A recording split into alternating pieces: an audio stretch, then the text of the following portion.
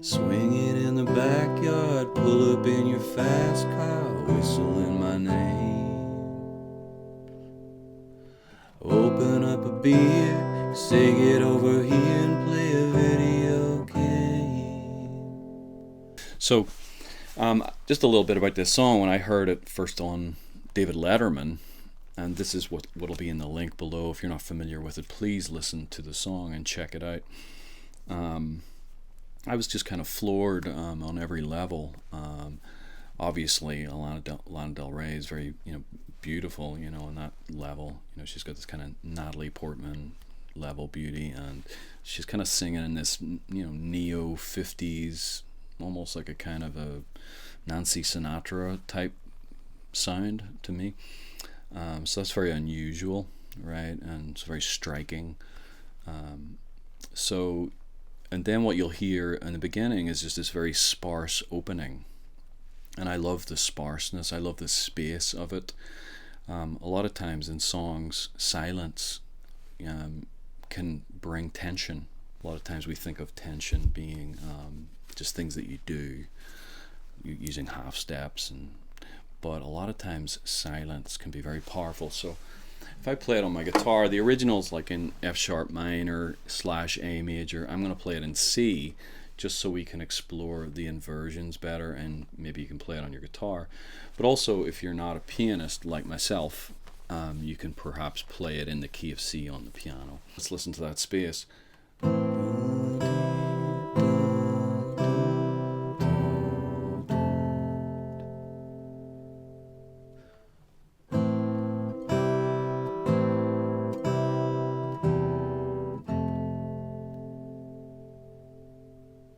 So do you hear that space is kind of ballsy, and creating that much space will create tension. Silence can be very powerful in your songs.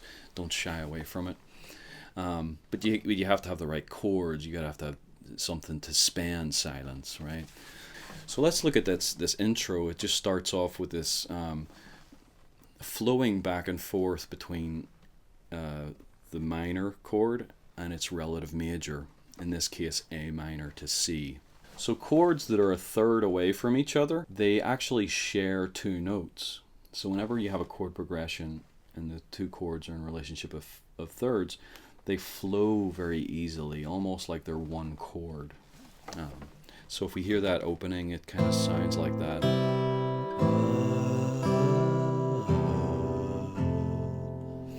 That's a very beautiful, tantalizing beginning, because none of the chords are kind of cliche pop chords. That whole progression has a kind of a freshness to it, and we immediately know that this song is on another level. We have this, and then we have an inversion of the major chord. So we have, instead of just C, we have the third put in the bass, which creates this necessity to go to the 4 chord because of the half step. Bum, bum. Okay, so it's got this kind of moody start, and we're not really sure if it's in A minor or in C major. It has a complexity to it already that's going to match the kind of the subtext of the verse area. Okay, so she starts singing with these almost girly, gushy lyrics about a guy, but there's this kind of constant subtext of, and he plays a video game, as in he is kind of ignoring her, or he's not, doesn't have the emotional maturity to kind of meet her where she's at. So she has to kind of leverage her sexuality to get his attention. Swinging in the backyard, pull up in your fast car, whistling my name. Open up a beer, say get over here and play a video game. I'm in his favorite sundress, getting undressed, take that body downtown. I say you're the bestest, leaning for a big kiss, put his favorite perfume on. Go play a video game. Something else to notice about this is how brilliantly she varies the melody. So she sings, swinging in the backyard, pull up in your fast car, whistling my name. Open up a beer, say get over here and play a video game. And play a video game. So she changes it, she alters it to make it interesting. And then the next time she sings it a third higher. She kind of raises the stakes a wee bit. I'm in his favorite sundress, getting undressed, take the body downtown. And then this next time, she kind of does this kind of little girly, pseudo-innocent, like, na na na na, kind of like, I say you're the bestest, leaning for a big kiss, put his favorite perfume on, go play a video game. So we get this idea from that, and from the melody too, where she sings it da da da da da da dee dee dee dee dee dee. You know, that there's a little bit of sarcasm perhaps, or there's maybe a little bit of an underlying resentment, or at least complexity. You know, that it's not like a cut and dry. She's not just gushing about someone like in a love song. And then we have this powerful thing that happens in the chorus. Right, and the reason why it's allowed to happen is because of the previous inversions, the previous bass line that's going to line up and bring us to the chorus. And so the chorus has this attempt to arrive in C major. It's like, and it nearly does, and I'll show you why, because it doesn't quite land with the C in root position. It does something much better and more powerful and more potent. It arrives with a C in second inversion. So instead of the E being in the bass like we saw that leads to your 4 chord, it arrives with this G in the bass. Something that you may have heard Brian Wilson do, like don't talk, put your head on my shoulder. Now usually in classical music we would hear this as like almost like a suspension of a dominant chord or a 5 chord, you know, like that. But here it doesn't function like that. It actually arrives there, and it's like an attempt of her to blossom into this honesty. All of a sudden we have in the words, we have this kind of honest outburst that's very, very moving, you know, and this is the part that really got me when I first heard it. I say you're the bestest, leaning for a big kiss, put his favorite perfume on, go play a video game. It's you, it's you, it's all for you, everything I do, I tell you all the time, heaven is a place on earth with you. Tell me all the things you want to do.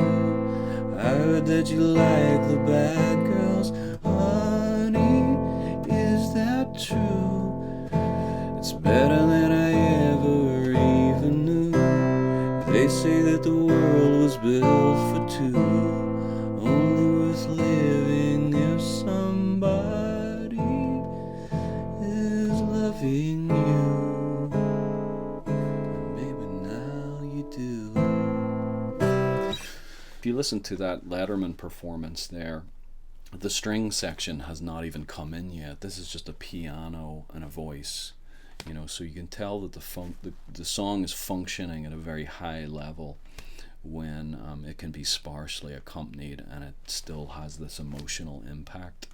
It's you, it's you, it's all for you. This is like the blossoming of her true self in the song. I feel when I hear it. There's this kind of outburst, the you know, the manipulation, the games, the blah de blah, the literal games, the video games, and the relational games, the transactional elements of their relationships, all the BS is kind of blown out of the water, and the vulnerability of her heart comes out, and she's basically just saying, I do all this stuff for you, like I want you. This is about her desire to be loved and to love someone. And it also says at the end of the chorus, they say that the world was built for two, kind of an allusion to Garden of Eden. It says heaven is a place on earth with you. So there's a yearning for something good, something innocent, something that's kind of unsullied and pure and real. And it also says at the end of the chorus, they say that the world was built for two, only worth living if somebody is loving you, and baby now you do. So this is at the heart of the real issue of the song, right? So we have this kind of back and forth subtext between the animal world, the world of just attraction, and then perhaps kind of the spiritual world. Another thing that happens in the chorus is whenever she sings, tell me all the things that you want to do, when she kind of goes back into the verse type subject area, in this kind of whatever their transactional kind of sexual part of their relationship, the chords get very dark all of a sudden. Heaven is a place on earth with you. Tell me all the things you want to do. You could think of it as a Mixolydian thing, like but it's not really that. What it really is, it's being dragged back down into A minor. It's being kind of like pulled, like all of the notes of they're like negative leading tones that are pulling you back. So let's look at, just briefly again, without all that waffle about the lyrics, and just get this idea of how the inversions have a certain potency, that lend the potency to the song, and to try and do that yourself in your own songs. So it goes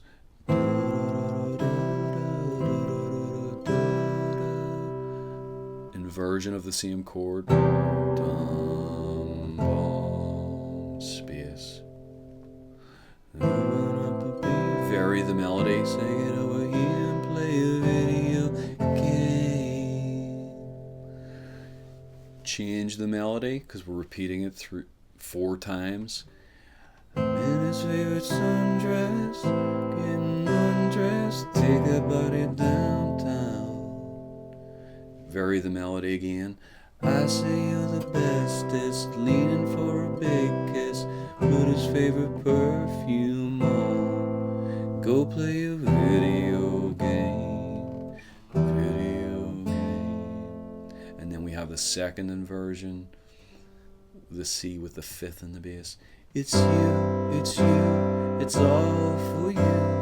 Everything I do, I tell you all the time. Heaven is a place on earth with you. Tell me all the things you wanna do. I heard that you like the bad girls. Honey, is that true? It's better than I ever even knew. They say that the world was built for two, only worth living if somebody is loving you. And baby, now you do. Then we're back to the murkiness for another cycle, and then obviously it's a little bit higher production in the album version. But I love this performance in the Letterman show, because it's kind of like her debut performance. and she obviously has these kind of star qualities. She's very beautiful. She can sing, not in a kind of meaninglessly well American Idol type way where the voice is the thing. It's like the song is the thing, and she has this very deliberate kind of neo 50s Nancy Sinatra vibe. And you can also kind of sense the pressure of this performance. I think you can sense that it means a lot.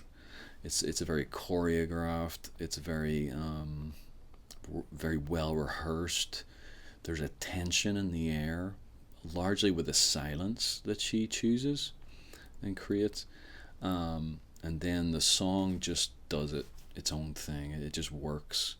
I'm watching it on TV, and I'm just getting all of this. I'm feeling the subtext. I'm feeling the kind of the simmering irony underneath it, and very, very powerful song. And I listened to it several times. So that's that. I'll see you on the next episode. Toodaloo.